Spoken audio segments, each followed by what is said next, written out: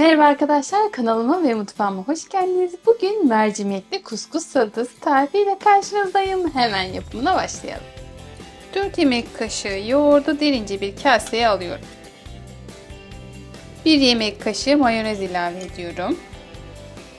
Yarım tatlı kaşığı tuz ilave ediyorum. Karıştırıyorum. Yarım paket kuskusu ekliyorum. Yarım su bardağı haşlanmış yeşil mercimeği ilave ediyorum. 2 adet közlenmiş kırmızı biber ilave ediyorum. 150 gramlık bir paket konserve mısır ilave ediyorum.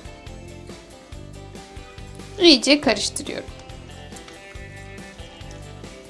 Salata hazır. Şimdi servis aşamasına geçiyoruz.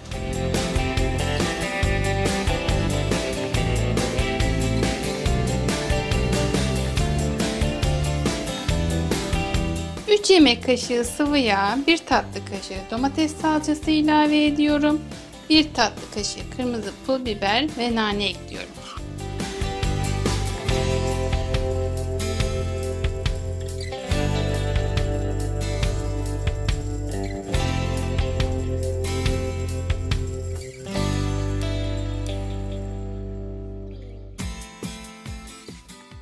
Bugün birlikte mercimekli kuskus salatası yaptık. Siz de tarifimi deneyip görüşlerinizi yorumlarda benimle paylaşırsanız çok sevinirim. Farklı tariflerle görüşmek üzere. Hoşça kalın.